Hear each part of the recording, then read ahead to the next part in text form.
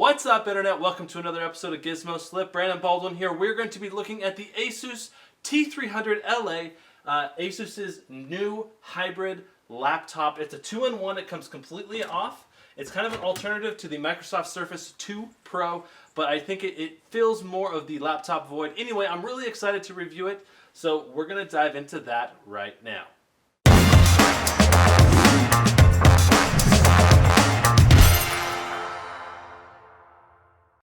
First thing you will notice is that this is a completely aluminum encasement. So it's got aluminum right here. This is a all glass seamless front on the actual display itself. And it has an aluminum back as well. So very, very classy overall look. And I think it's honestly probably the classiest 2-in-1 hybrid tablet laptop combo that I've seen come out, period.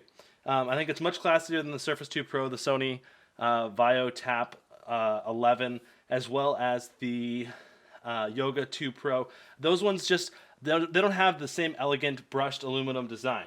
Now, let's get into how the wireless keyboard actually functions. So this is a completely wireless keyboard and mouse. That means that you can completely separate it without losing connection. So the keyboard still works even though it's separated, which is really, really useful within certain contexts. I think in general, it's a little bit more reliable than if, for example, you have a dock that has a data port right here, and that has positive and negatives in and of itself. For example, if there's a dock with a data port, oftentimes the keyboard dock will get power exclusively from that data port, and there's no need for a separate battery in the keyboard itself. But there is a separate battery that requires charging, and you have to plug it in with a micro USB. So that can be a hassle because you have to plug in two things when you plug this in for charging at night: the micro USB as well as the actual power port for the laptop head itself.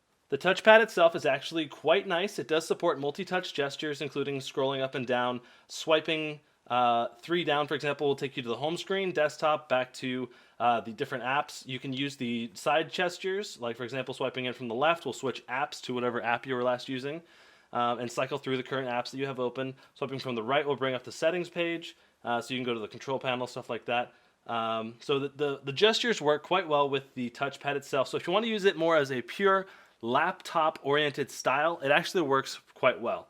Now, the keyboard itself is not backlit. That's very important. I do think that they messed up. They should have had a backlit keyboard on this. Now, I do not know how long the battery itself will last for the keyboard dock and mouse.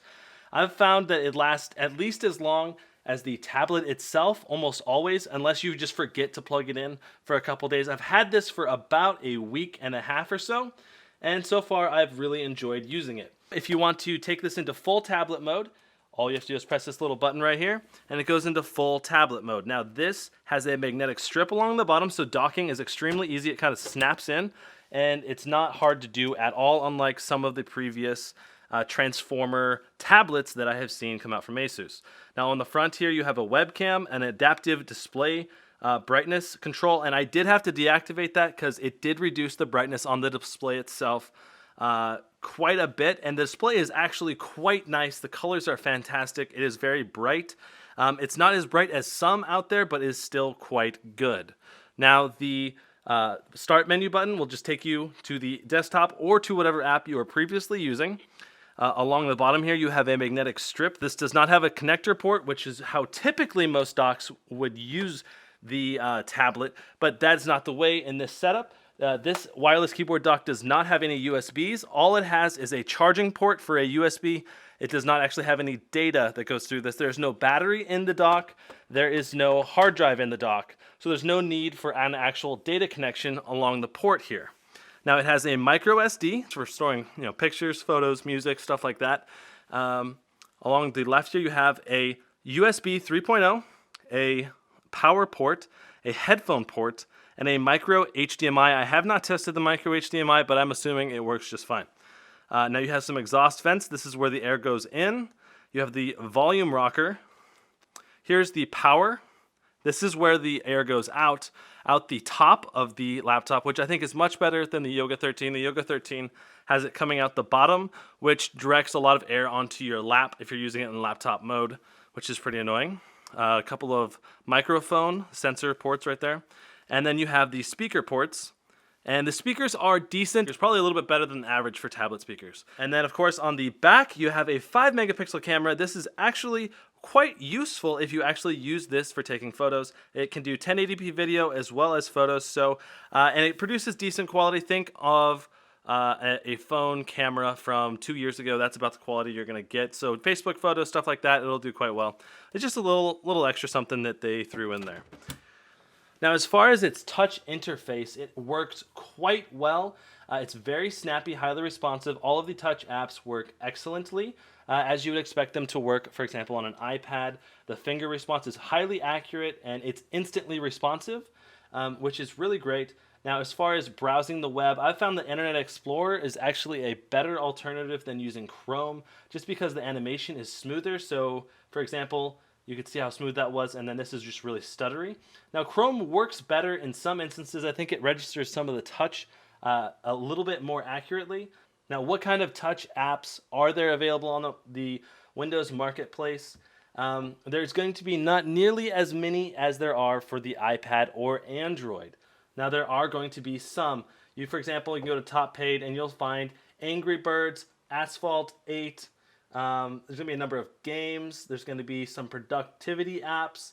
But overall, most of the apps that you're going to be using with this are going to be the ones that you install in Windows and use. So like the full Microsoft Office suite, full Skype, full web browsing, Photoshop, Adobe, just literally anything that you need to use, you can use it because it's a full Windows 8 laptop interface.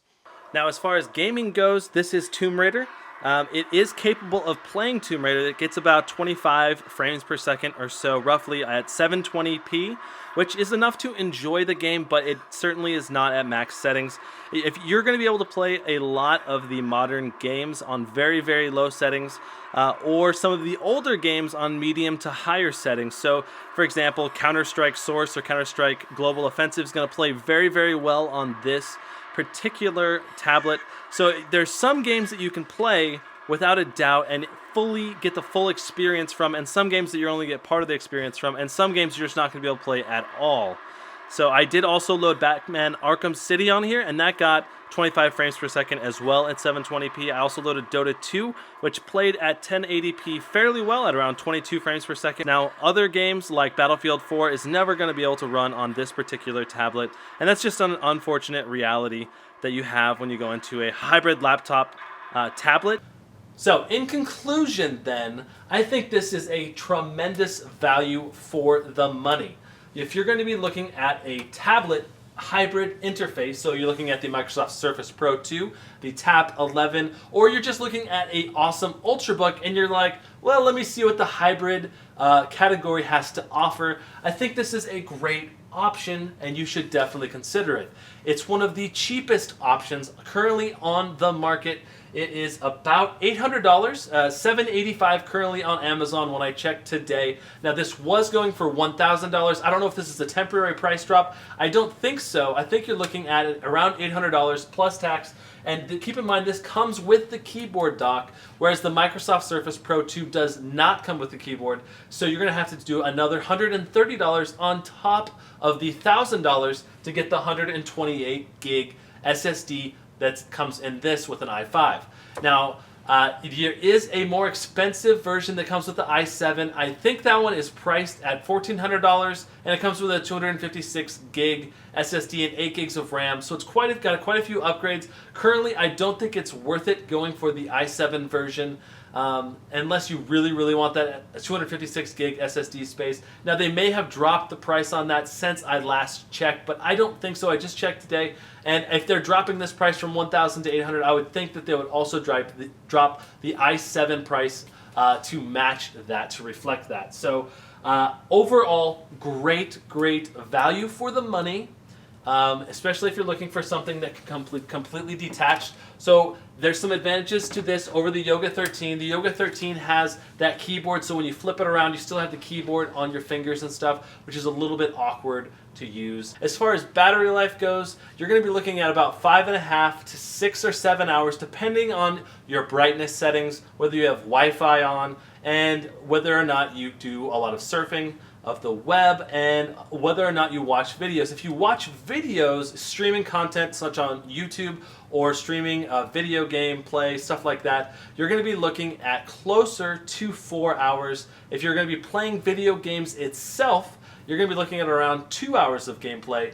If this laptop hybrid tablet combo has piqued your interest at all, I definitely recommend going and checking it out over on Amazon.com or TigerDirect.com. I have a link in the description below to go over to Amazon. If you do use that link and you buy the laptop, it does help fund this show. Speaking of funding this show, a big shout out to Turkish Airlines and a big thank you to them. They are coming up with a pretty hilarious sounding video where we have Kobe and Messi running around taking selfies around the world. I am a fan of Kobe Bryant. I have a signed autographed jersey, as a matter of fact, and I definitely am a big fan of him, so I'm cheering for him. And if you want to go check out that video, that would also help this show, so I have a link in the description for that as well. I hope you enjoyed this review, and I'll bring you more content, more drop tests. We're going to be doing a Nexus 5 drop test next, and so that's in the works already. I will see you guys very soon. Brandon Baldwin signing out.